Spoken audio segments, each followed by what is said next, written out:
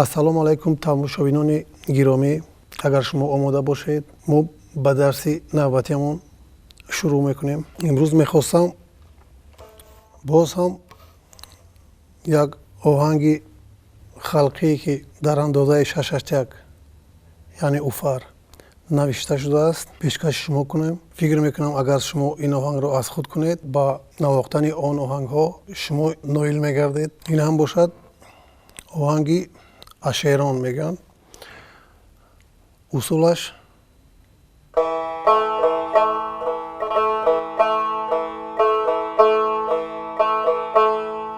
як ду се як ду се як ду се як ду се чор панҷ шаш як ду се чор панҷ шаш. ҳамин усулро ҳам ҳар гуна иҷро кардан мумкин аст.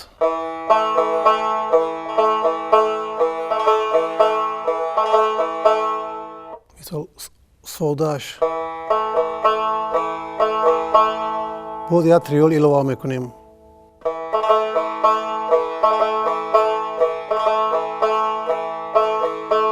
мисол оҳанги ин гуна аст.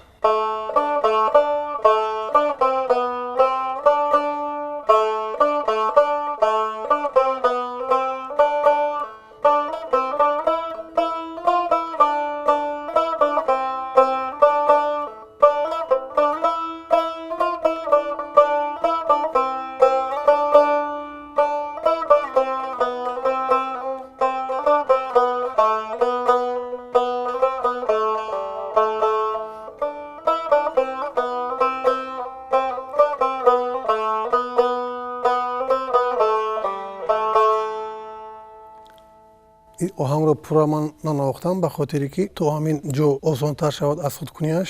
ин намуди содааш буд барои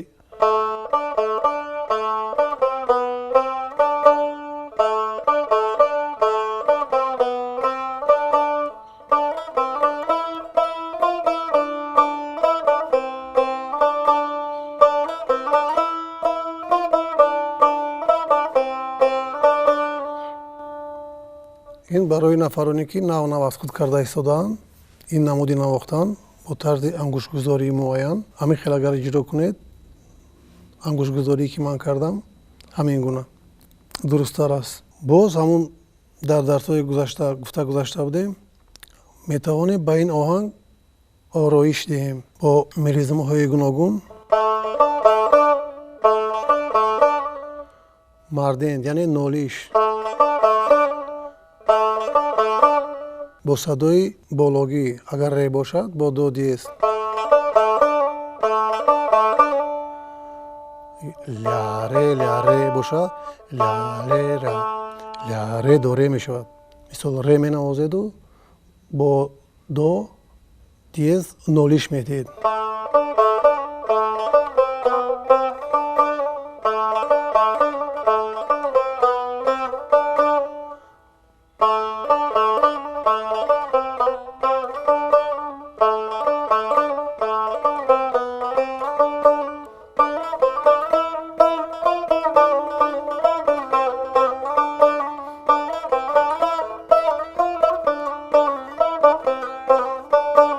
боз ҳамун усул метавонед ороишро бо дуюм ангушт навохта бо якум ёрӣ диҳед нолиш диҳед ё ин ки бо як ангушт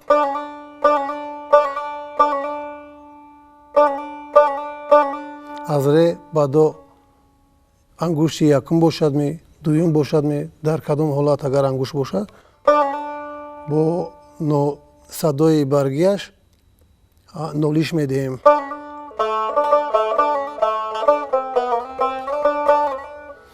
боз аст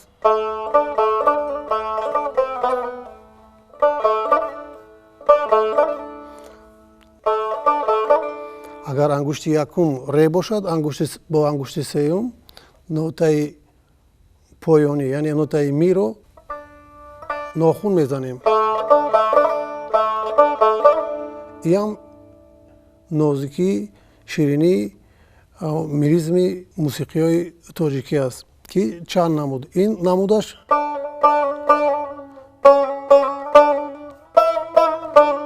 ин намуд дар мусиқии классикӣ бисёртар вомехӯрад ё ин ки дар мусиқиҳои халқӣ фаршлак.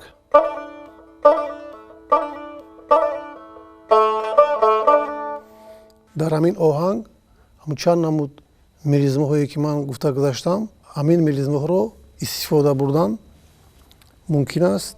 ин ҳам бошад аз лаёқати ва маҳорати навозандагии шумо вобастагӣ мекунад, ки шумо ба чӣ дараҷа мутрибиятонро то ирӯз пеш бурдаед ва чӣ гуна машқ мекунед. Оҳангро боз навозам, ки то шумо аз худ кунед.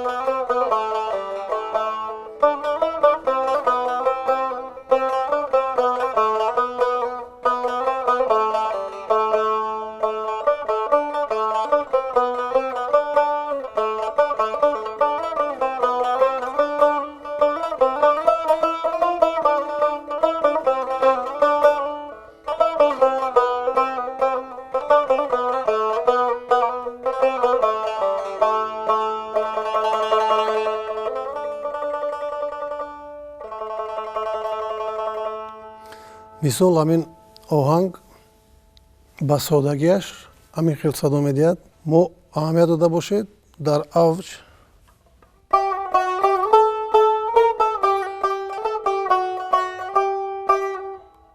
усул иваз мешавад.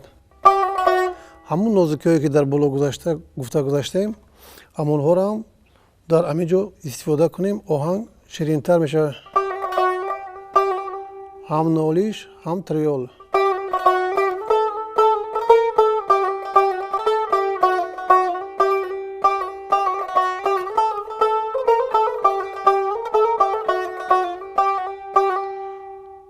боз аст.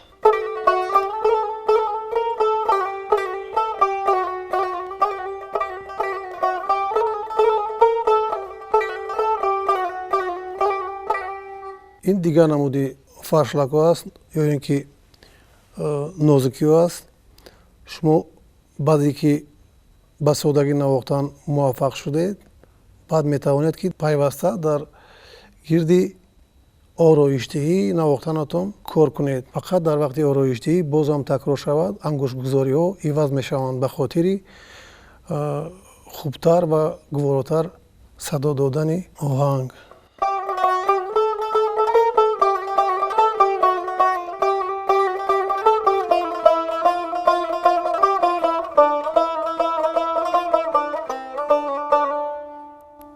боз такрор мешавад. ҳамин ана дар давомаш аҳамият дода бошед. боз дар боло як нотаи чорак ва ҳаштак иҷро карда бошем. дар давомаш мо метавонем боз штрихҳоро гуногун кунем. мисол триол.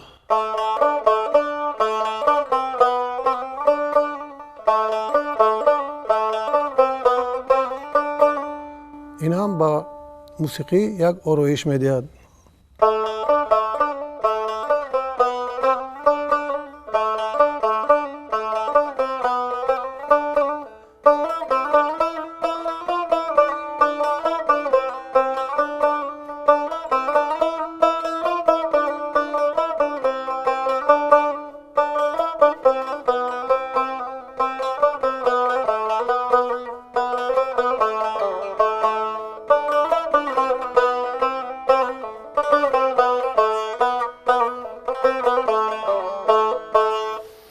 ин чанд намуди иҷроиш аст.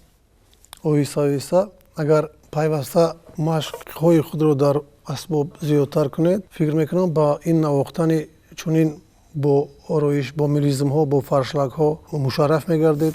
мисол ҳамаи аз машқҳои пайвастаи шумо вобастагӣ калон дорад.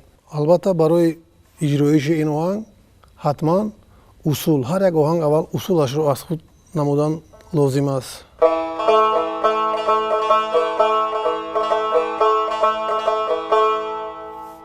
шаш яъне ки уфар буд.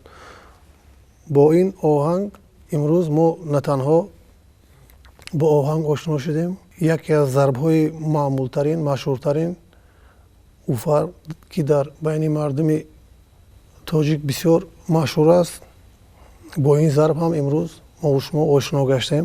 хоҳиш мекардам ки дарсҳое ки имрӯз мо гузаштем, пайваста ҳар як сухане ки гуфтаем, агар шумо сабт кунеду пайваста такрор ба такрор монда, агар дарси моро такрор карда иҷро кунед, ба муваффақият сазовор мегардед ва машқҳое ки дар дарсҳои гузашта ба шумо гуфта гузашта будем, онҳоро ҳатман такрор кардан дар кор, ҳатман дар болои асбоб соатҳо шишта машқ кан дар кор, тамрин кан дар кор, бисёртар оҳангҳо гӯш кан дар кор, сурудҳо аз худ кан дар кор, то ки оянда дар ҳамин асбоб оҳанг ва сурудҳое ки аз ёд кардаед иҷро намоед.